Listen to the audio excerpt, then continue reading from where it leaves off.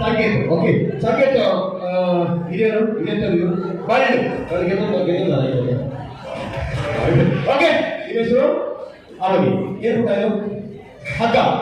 ಕನ್ನಡದಲ್ಲಿ ಹಗ್ಗ ಅಂತಾರೆ, ಇಂಗ್ಲಿಷಲ್ಲಿ ರೋಪ್ ಅಂತ ಹೇಳ್ತಾರೆ, ತುಳುದಲ್ಲಿ ಬರ್ಡ್ ಅಂತ ಹೇಳ್ತಾರೆ, ತಮಿಳಲ್ಲಿ ಕೈರ್ ಅಂತ ಹೇಳ್ತಾರೆ, ಮಲಯಾಳಮಲ್ಲಿ ಕೈರ್ ಅಂತಾರೆ, ಆಮೇಲೆ ಕೊಂಕಣಿಯಲ್ಲಿ ಭಟ್ರ ಭಾಷೆಯಲ್ಲಿ ಬಳ್ಳಿ. ಓಕೆ, ರೆಡಿ ರೆಡಿನಾ? ನಾನು ಇವಾಗ 1 2 3 ಅಂತ ಹೇಳಿ ಓಕೆ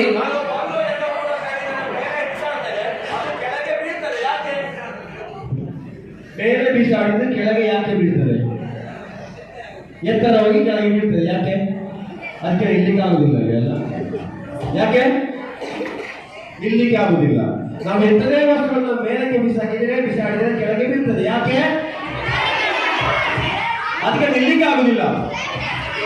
ಇಲ್ಲಿ ಸೈನ್ಸ್ ಮಾಸ್ಟರ್ ಯಾರಿದ್ದೀರಾ? ಸೈನ್ಸ್ ಮಾಸ್ಟರ್ ಇದ್ರೆ ನೀವು ನಿಮ್ಮ ಮಕ್ಕಳಿಗೆ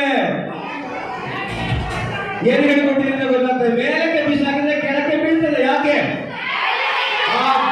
ಓಕೆ, ಗ್ರಾವಿಟೇಷನ್ ಪವರ್, ಭೂಮಿಯ ಗುರುತ್ವಾಕರ್ಷಣ ಬಲ. ಓಕೆ, ಈಗ ಬಿಸಾಕಿದ್ರೆ ಈಗ ಕೆಳಗೆ ಬೀಳ್ತದೆ. ಓಕೆ, ಅದು ಸ್ವಾಭಾವಿಕ ಅಲ್ವಾ? ಭೂಮಿಯ ಗುರುತ್ವಾಕರ್ಷಣ ಬಲ. ಓಕೆ, ಇದೆ ಸುಡ ಅವಳಿ.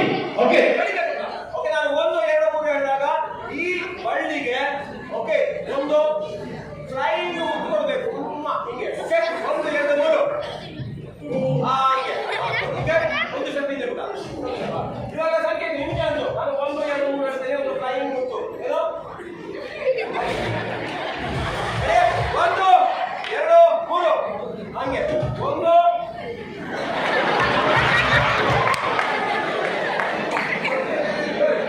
ರೆಡಿ. ಓಕೆ, ಇವರು ರೆಡಿ ಇದ್ದಾರೆ. 1 2 3 ಹೇಳಿದಾಗ